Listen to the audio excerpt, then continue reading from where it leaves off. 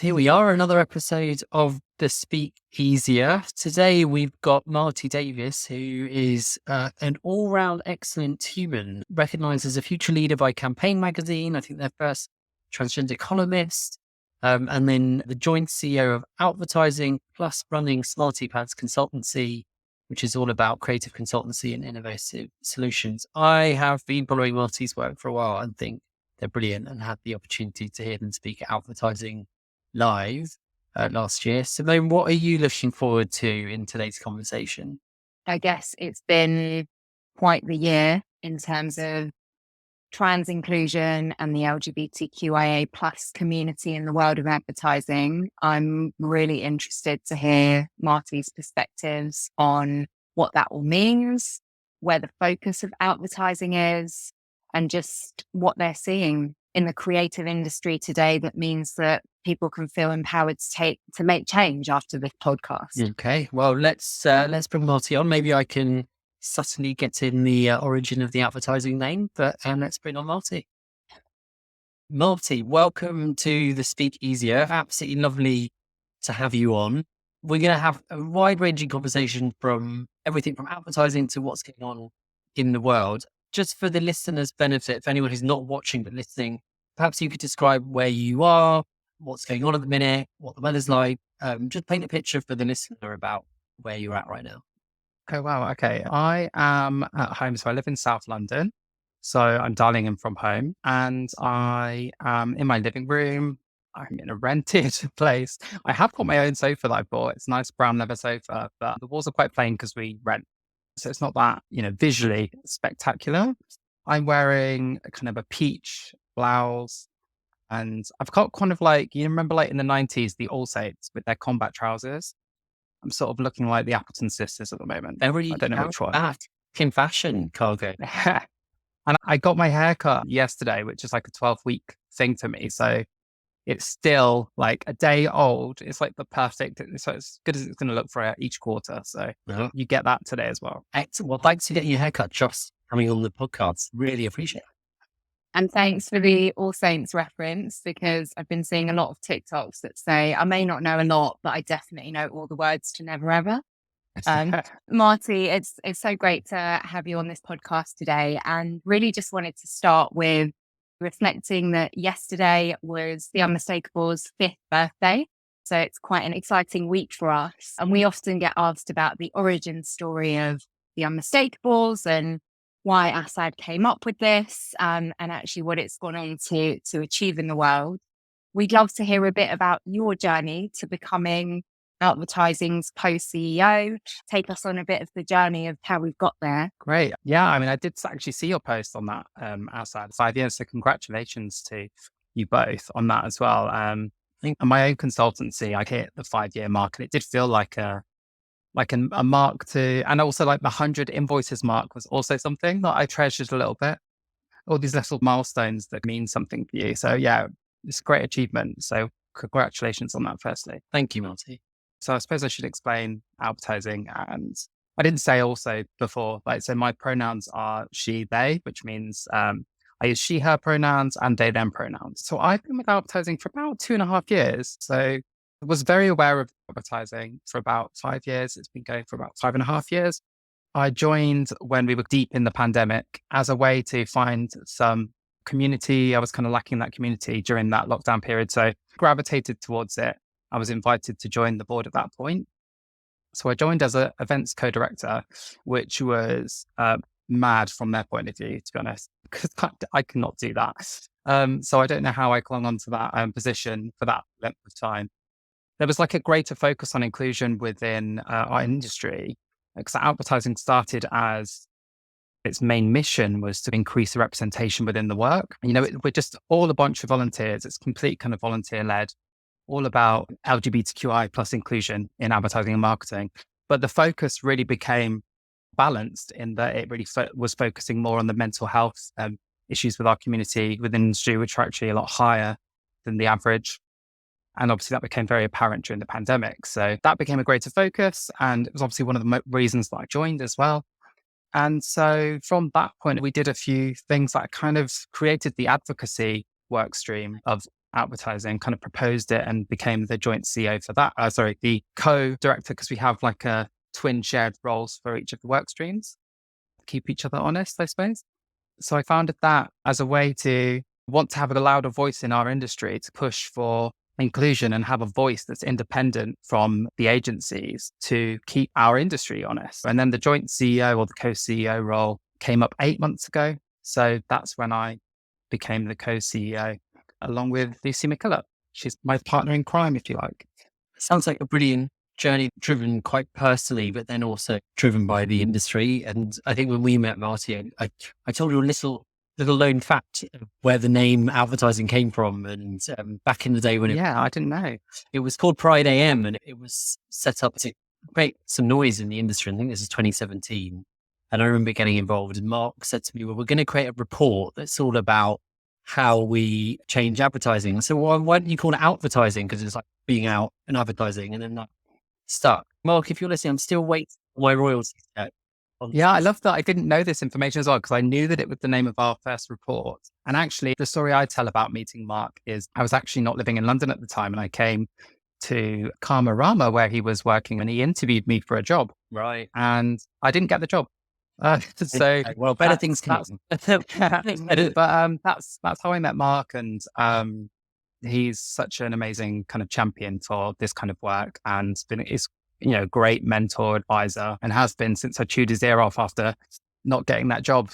Yeah, he's a real tour de force, and I think has created long lasting change. And what I love about watching advertising grow is the level of ambition, but also it sounds a bit strange, but the governance that's going with it, like making sure there's co-roles as a volunteer-led organization, creating the sustainability around it. And it's amazing to see where you're taking it at the minute. What I'm really curious about, you do this and you've got the advocacy arm, and then you run a strategy consulting company, obviously clearly more than 100 invoices, which is fantastic. Why did you decide to commit yourself to this? Why did you take up this cause? I didn't really feel like I chose it. I think that's the thing. Like over the last few years as well, I've become more aware of my own neurodiversity. Not sure exactly how to label that, but my brain is only able to work when it's really interested in something. And so I'm just naturally interested in this area. And so I gravitate toward it. Why am I interested in it? I mean, we could speak for many hours and bring my therapist into that conversation. Essentially, I think it's about advocating for yourself. And it's easier to advocate for others than it is for yourself. But really what you're doing is advocating for your identity as queer people that maybe find it difficult to have learned that self-worth early on, have it chipped out of us. I think it's harder for us to advocate for ourselves because we don't believe ourselves as worthy for that. But we do have that strong fight to advocate for others that we have kinship with. And that's where I think it comes from. It's interesting hearing you say, because I was reflecting on the 5-year mark of the Unmistakables, and when people say, what was it about? In many ways, it was a similar thing. I can't see a space for me at the minute, so I'm going to try and make that by being gay, being Indian, all of that. And then recently learning I've got ADHD. How are you finding it at the minute? Where do you go for the resource to have the downtime? Because it's quite a lot to put yourself out and make that change and push that advocacy. Yeah, where do I get the downtime? It's a good question. I mean, sometimes I forget to, and I think that's a really bad thing. I think definitely over Pride Month, it was particularly difficult this year. There was a lot to do. It felt like with everything going on with, I don't know if you saw with the Dylan Mulvaney Bud Light partnership or gifted piece, which essentially triggered a lot of hostility towards our community in media, online, coordinated by far-right talking heads as well. It just felt like we were on the defensive a little bit, and we needed to remind people of the strength of working with our community in advertising and that trans people belong in ads.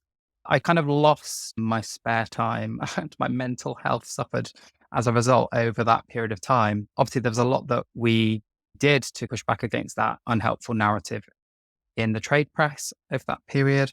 And we're all doing it in a volunteer capacity, so alongside our paid work as well. But when I am doing it better, I've worked out a way to use my Fridays as self-care days. And I've done that even before I started my consultancy. I just dropped down to 4 days a week, and that's a massive luxury. But I didn't want to be working 5 days anymore. I didn't find that it was helping my mental health, and I had the ability to drop it down. When I'm being good, I carve out the time to invest in self-care. That's what I do. What do you do? I love that you've said that, Marty, because I think people look to senior figures in places they respect as being the role models for how to do this. You know, you mentioned earlier thinking about how to caretake the community and the intersect with mental health is ongoing. And we've got to be able to, you know, to use the very overused example, but put our own oxygen masks on first. So yeah, love that you've said that, but also it is sometimes easier to say and more difficult to remember to do. So thanks for the humility about when you're being good, you do it. Yeah, I feel a bit like that too. yeah, you just made me think, Marty, about a conversation I had with someone yesterday. We were saying that sometimes work can give you so much, especially when you are really invested in what it's about and what it's for. And then how you navigate that, putting the mask on, finding the resilience, public narratives that you see about getting rest and what it looks like and rest being resilience. And we were just talking around it because you asked, well, what do I do? And I don't think I do anywhere near enough to take that downtime. And I've recently learned as part of the coding and the marketing of trying to just manage something like ADHD in neurodiversity, but also coming from quite a working family that was like, you're not working what you're doing, that's your purpose. And again, yeah, we can bring both our therapists along on that. Yeah. But No, but that's a huge thing. The thing that my father really valued was earning, like money. And so the way to earn his respect would be to have a successful career and be earning money. So to drop down to 4 days and earn less money was a really weird thing to overcome, that psychological thing that was less successful to be doing that. And that's a really hard thing to unlearn. So again, I relate with what you're saying. thanks. Marty, I really wanted to pick up on the Bud Light example, actually. We know that organizations, even the ones that were really charting the path of progress, looked at what happened there and have taken a step back, being frozen back into fear. How do we do this? How do we face into the narratives that might come out? What does it mean for our brand? How do we protect communities that we care about? All of those sort of dynamics. What do you say to those organizations so that they keep moving forwards? Many, many things. I think what was really, really harmful about the Bud Light example is because the easy and untrue narrative became that if you go woke, you go broke, because you could point at them working with a transgender influencer and then having a financial impact resulting from that. But it was much more nuanced than that. And that example was blown out of all proportion, and a very simplistic narrative is what took hold. And actually what was really going on there was, yes, they worked with a transgender influencer. They had backlash from the conservative right in America. And they subsequently sat on the fence with a public statement from their CEO about 14 days later, which then caused the LGBTQI plus A plus community to encourage a boycott too. So it became like a double boycott, and they ended up pleasing nobody. And then as a result, they've ended up where they are now. And they are still very confused. Like, they attended some Pride events, for example. They didn't talk about it on social, though. They donated to LGBT causes, but they also went onto news media with their CEO. And again, were just very fence city, and they've created a back to basics ad, which doesn't include us, right? So it's a really interesting one, but because it got the attention that it did at the time, it did as well, like 3 or so months before Pride Month. It was when all the campaigns for Pride Month were being developed. I'm pretty sure brands sat on their campaigns and just seeing it as too risky a proposition. I saw something that was really interesting. I can't remember who said it, but it was the era of incompetent inclusion is over. Essentially, you have to get it right. You have to do it authentically, because you will be called out by LGBTQI plus community. If you aren't doing it authentically, you haven't done the training, the C-suite aren't informed and are on board, and you haven't done the inclusion work, then you're going to end up doing what Bud Light did and sitting on a fence, feeling like it's a de-risk exercise. And yes, there's a lot that's gone wrong there. And I think ultimately I'm hopeful that it'll be a moment which drives forward inclusion. There's a long history of data, as obviously, around inclusion. Diversity and inclusion really helps performance for businesses, creativity, innovation, all of these things. And if you're also demonstrating that within your work, by including queer people and trans people, then it's not just our community that's buying it. It's not a niche offer. It's actually, you're just signaling that you are a progressive, inclusive organization. And that is appealing to people. Doesn't matter if they're that identity themselves. We always, with advertising, we talk about the business case as well as the moral case. Both are really strong. It's a really easy conversation to have because you're not really working against things that are unhelpful. I mean, the Bud Light thing was really unhelpful. And I'm picking that it was a simplistic narrative and it wasn't true. But we see time and time again that mistruths, disinformation make their way around the internet quite quickly. Simple narratives. Of course. And you talked about the backlash from the community towards the brand. A lot of what I saw was not just from the community, but were from allies.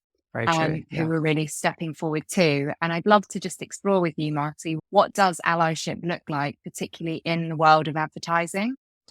Well, that's a good question as well. I think it's a really big question.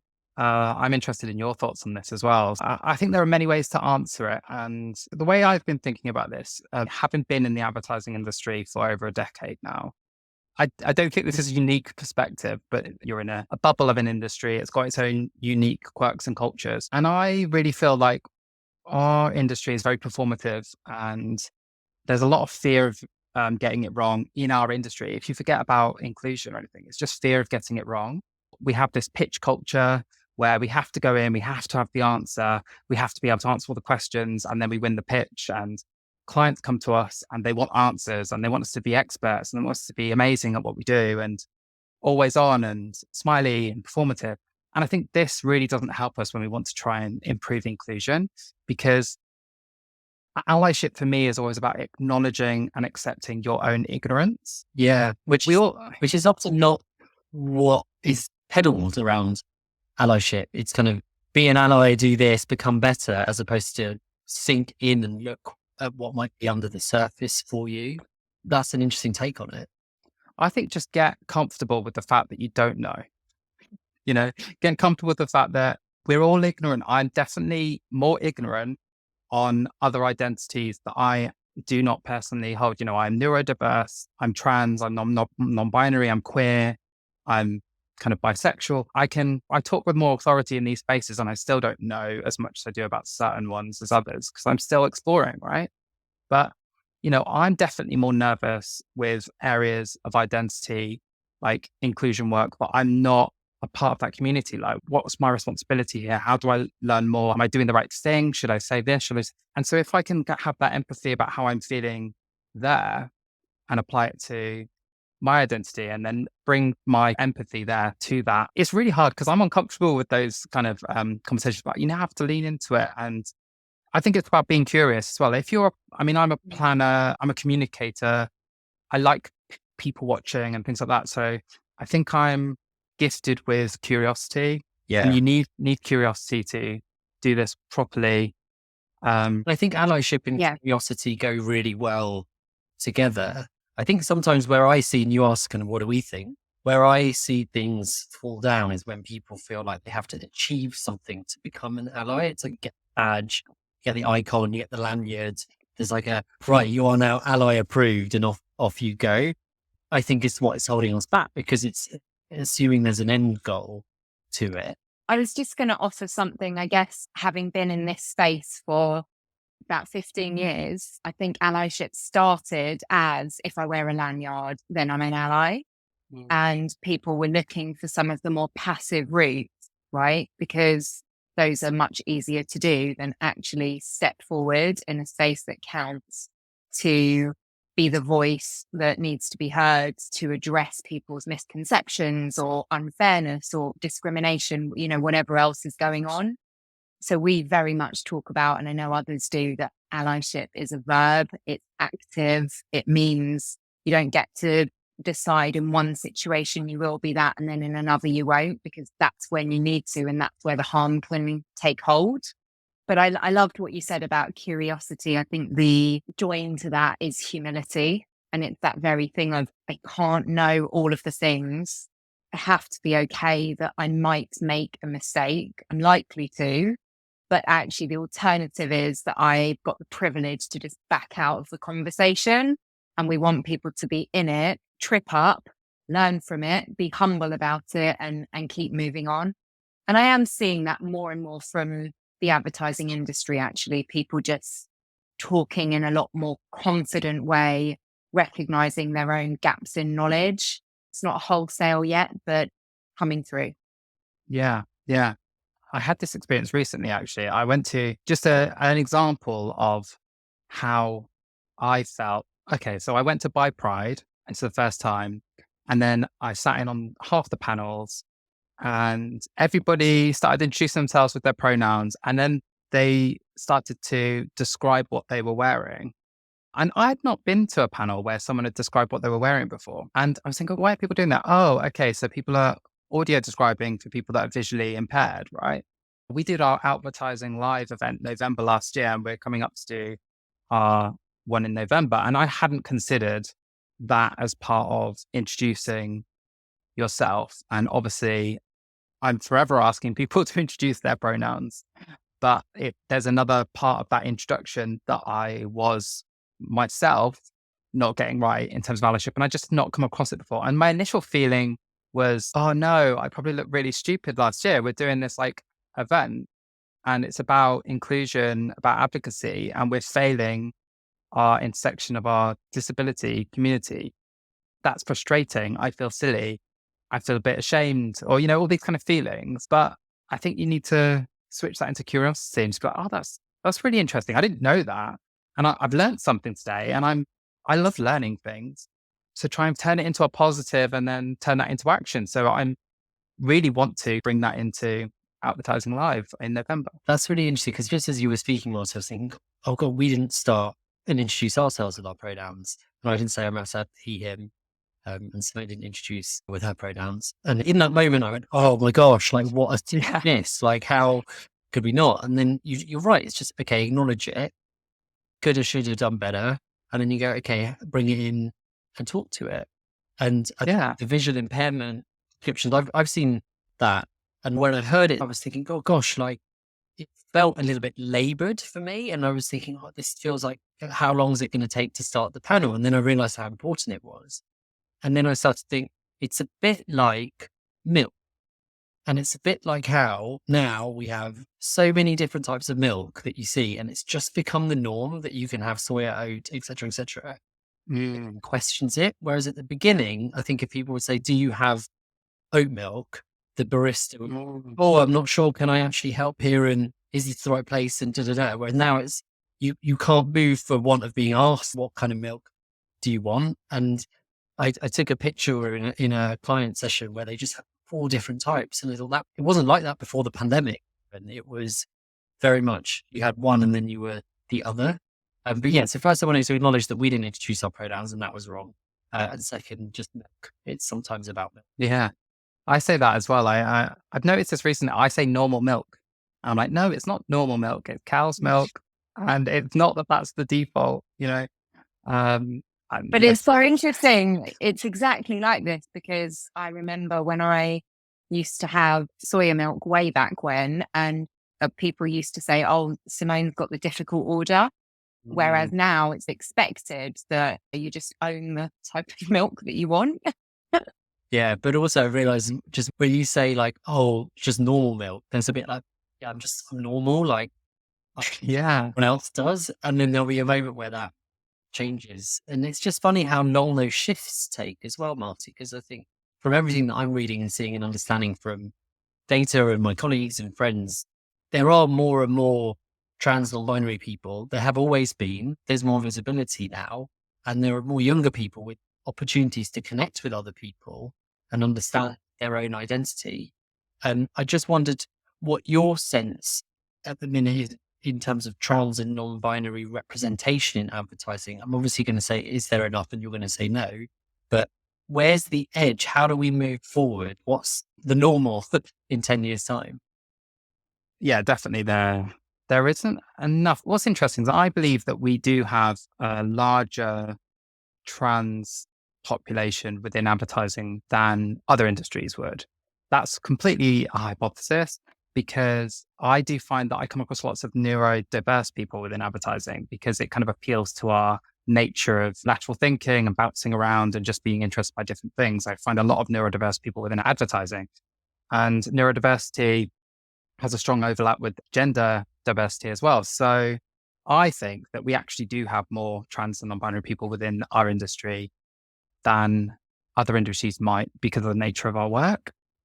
It's difficult, like we've had, say, for example, the All-In industry survey, but it's difficult with the size of the population that are aware of their kind of gender identity and also willing to declare it on something like that it's difficult to get to a statistical significance to really understand that population, what's their particular experience like. So I think one of the things we need to get better at as an industry is to look at how do we better surface the specific insights of certain communities with different methodologies. So looking at qualitative studies to look at our trans and non-binary gender diverse populations, or QTI, POC, QTPOC, just looking at different intersections and everything.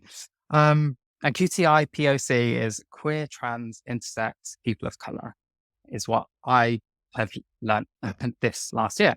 So I think it's like looking at those different communities with different research can really help understand that. And from my perspective, I created a community, a grassroots community on WhatsApp a year ago with Jax Kenrick, who was the only other person that was non-binary that I knew at the time in our industry. And we just both had this desire to understand our community more and find community within our industry. So we created an environment for that. And there's now about 50 people in this community. And one of my observations that I found of it is people really value having that community and finally being able to be seen in their industry, see people more senior than them in their industry or in different parts of the industry. And they felt maybe uncomfortable. They're not even out, maybe some people at work, not out with their names or the pronouns. And it's a safe space for people to try names and try pronouns. And often I'll have people, because I have this platform now with the campaign column where I deliberately asked to be called Campaign's first transgender columnist because I wanted to signal to people in our industry that maybe weren't that open, look, hunt me down and then we'll find community. I think that visibility is super important. But I'll have people message me and say, oh, it's really great to have these themes being talked about. I don't find that I can talk to other people about them. But in that interaction, I've learned that I need to ask if they want to join this WhatsApp community. I have to ask for their name, their pronouns all over again, because I learned that I can't just take it from LinkedIn. Yeah. Rationally, I can understand where you're coming from, but it's the emotion that must sit behind that for people, where it's linked and connected to their job and their livelihood. And what might that mean? I get the sense that it carries quite a weight and a heaviness for people if they can't be out and open, or they're still working it out, but also maintaining an income at the same time. I think it's interesting. We've definitely got a lot of people in industry that are then now only realizing their gender diversity. So, I only realized mine a couple of years ago, right? So I was already in industry. So that feeling of coming out, like it wasn't that you were hiding it, but you are now, it's a part of your identity that you have realized and want to share to feel more seen at work and be able to focus on work, which is really important. But then there's people that are kind of coming into our industry, and we know that there's that stat generally about LGBTQIA plus people that they may be open at university, but some people go back in. Quite a few people go back in, even in our industry, go back into the closet, if you like. I was speaking to somebody only the other day that came to one of our socials, and they're not open at work, and they hadn't met many other trans non-binary people in the industry. So when I asked them their pronouns, for a second, they thought about it, because in a work context, which they'd just been in like an hour before because they'd come from work, they wouldn't be asked that necessarily. And if they were, they wouldn't necessarily share the ones that they want to use.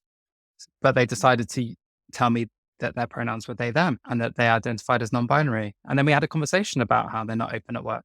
So yeah, I don't know where I'm going with that, but it's tricky. It's a really tricky one. I'm trying to do what I can to be as open and visible with my identity, but I understand it's not simple for everybody. I have a lot of privilege because of the seniority I've got to, the security I've got to.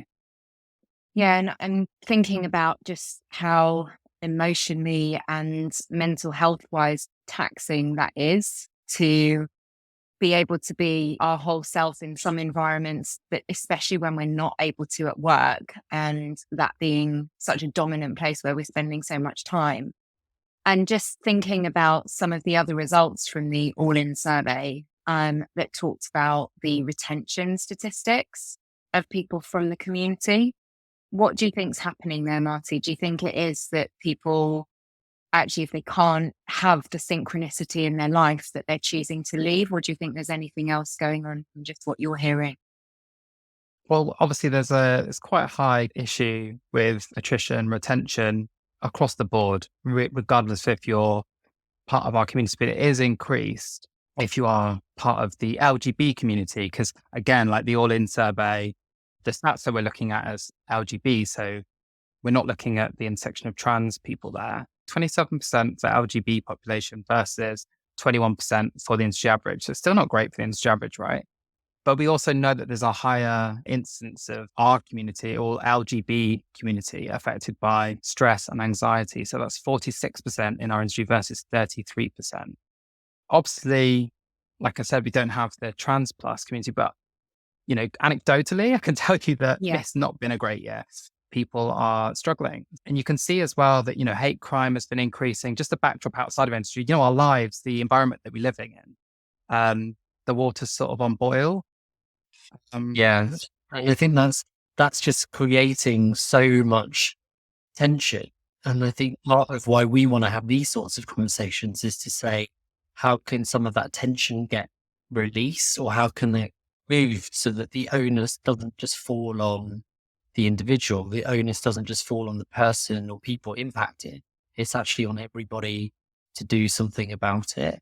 Because I think, as you say, the Bud Light incident just gave so much visibility to where the problems lie, and then it pulled it into the organization, or the industry, sorry. And then it now just feels like people are muddying their way through on, well, where do we go next and how can we actually move on? Because as you said, society's got some stuff going on and advertising isn't quite sure how to cut through. And I, Marty, wonder if that's because advertising's lost its way a little bit. Advertising doesn't set culture in the same way it might have done 10 to 15 years ago. Not a week goes by where Simone doesn't remind me that people will pay to get rid of advertising or not have advertising in their lives. And I wonder if it's maybe a bigger picture for the industry to say, well, what is our impact? What can we do in the world in a way that could make change? Well, it's a really interesting reflection. I mean, my view really is that advertising has a huge role to play and business has a huge role to play. And I put a lot of faith in business and advertising as part of it, playing a big role in this. My theory of change is that, our politicians, when they are working in a more sensible way, they do listen to business, and we do see them back down on our policy positions that obviously affect our lives if business are not bought into it. And we also see, for example, in the media at the moment, we have a lot of disinformation about our community that is wrapped up in a sensationalized way. And we've seen that volume increase every year in the mainstream news outlets and news and opinion media. 50% of the revenue that those news sites make is from advertising spend. So there is an ability for advertisers to look a lot harder at their media budgets and how they could be reflecting their inclusive values in their ecosystem. Yeah, which for me was one of the biggest takeouts from Advertising Live last year. I think you had Funding Hate come and speak, and that was sensational in terms of the level of impact that the industry can have. And I was curious, Marty, from that, and you're obviously planning Advertising Live this year, what's been the progress? What are the things that came out of last year and you thought, do you know what, that was really good, that was worth it, and that made some positive impact? I was thinking about this actually. So I kind of moderated that panel where Richard, the co-founder of Stop Funding Hate, was on.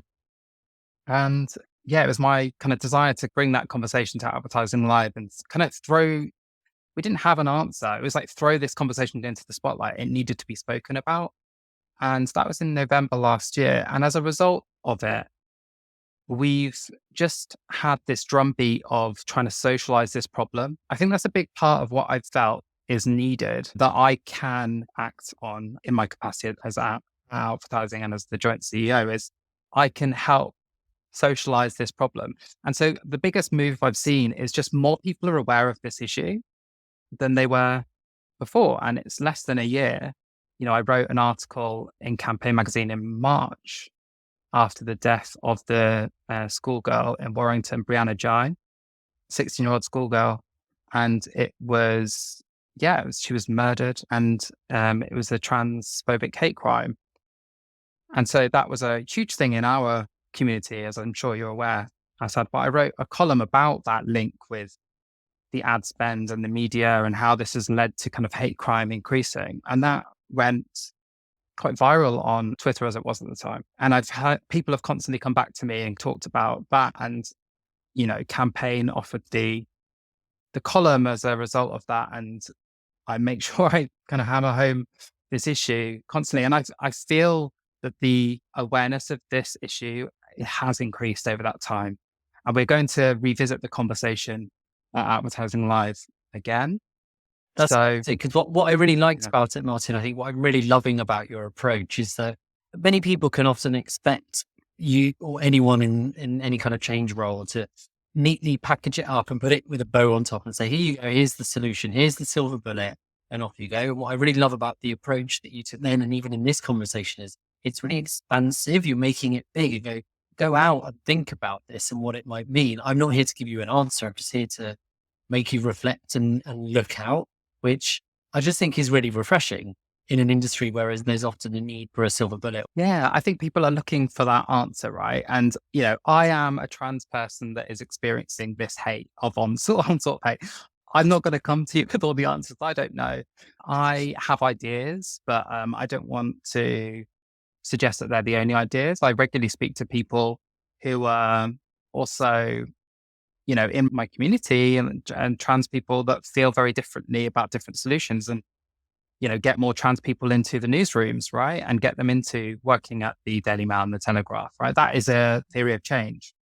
And I can understand that one as well. So I feel like I don't have all the answers, and we have so many smart minds in our industry that if you actually just focus on making people aware of the problem and care about the problem, then the answers will follow. That's my hope, because, we're all volunteers. I can't solve this.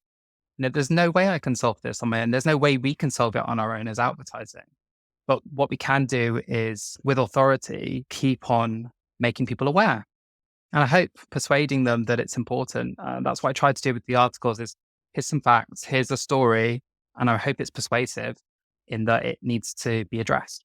Exactly. And giving them the provocations to go and think about how to embed some of those ideas and those thoughts and those conversations inside their own organizations. Just thinking about that, you said that you can't be the one to bring all of the ideas, but we've got an opportunity here to land an idea or a thought or a question that you would love people in creative roles, whether they're in agencies or inside organizations or wherever they are. What's the thing that you'd like them to be thinking about as a priority on the back of this conversation? There's so many things, isn't there? I think the one thing I really want our industry to realize is that trans people in particular, but not just exclusively trans people, are mined a lot for their trauma, their creativity, and their time in our industry. And that has a real effect on people's mental health. So the industry needs to support their talent more than they are doing, and actually invest in external consultancy and not put that burden on your trans colleagues, right? They're not the experts in being trans and doing trans inclusion. They are just trans. So please don't put that burden on them, because the community that I've helped build with Jax, you're immersed in that feeling that we are being collectively exploited and finding that difficult. We all want to drive change and contribute positively and create amazing campaigns that are inclusive. So I'm not saying don't involve those people, but be really mindful about what you're asking of people. And that's the big thing. I think if you're going to take away one thing, there's so many other things, but yeah, it's kind of a bit of a duality, because I'm like, involve trans people, involve queer people throughout the process, right? But do so mindfully and respectfully and compassionately, and respect them. That's the thing. It's absolutely right to put a level of equity at the bottom of all of this and say, right, we've got to make sure that people are getting what they need right now, and make sure that it's done in a way that really services the people who are being affected the most. So I think that's a really important message to carry. And I think if there's anything that we can do to support and push further with advertising and the level of change that needs to happen, I do stress. Maybe people think I'm cynically optimistic, but there's a part of me that thinks after 10 years, so there has been change. So let's double that and look at what 10 years will look like again, and then again and again. And eventually there might be a positive swing. Well, I'm really hopeful, because I see that, what will happen is change is inevitable here, because we've seen all the stats and everything. That agencies that actually are going to do this well are going to look after their talent better.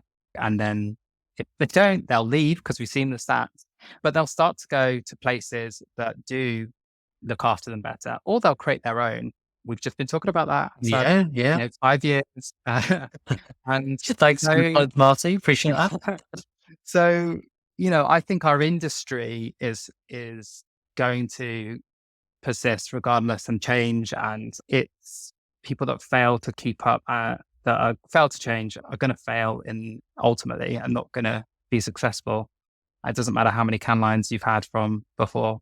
Yeah, it won't continue. But I do think I was listening to your June Sarpong episode.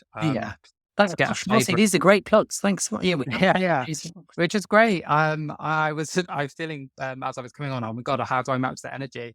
But yeah, Jim was saying dismantle the need to defend. And I think that's a really, really important thing. Dismantling that need to feel defensive, that you don't quite know everything. And in our industry, we always feel like we need the answers, like I said. So this culture of our industry really would benefit from doing what June Sarpong says, dismantle that need to defend. Marty, you are an absolute tour de force, and we are very lucky to have had you on to the Speakeasier to tell us all the things about where you are and where you're at. And together, I'm really hopeful about where the future goes. So thank you for everything that you're doing in the industry and the change that you're driving, because it's brilliant. For anyone listening who's thinking, where can I go find out a bit more about Marty? I hear they run their own thing. What's the best way for someone to find you and look you up? Probably add me on LinkedIn, Marty Davies, or Google Smarty Pants Consultancy, and you'll find me pop up there. Or just type in Marty Davies Campaign Magazine, and then you'll find all my columns. Actually, it's probably a good way to find me. Amazing. Well, 3 different ways. So thank you so much for coming on, Marty. You've been an absolute delight to speak to. And hopefully we'll see you at Advertising Live next time around.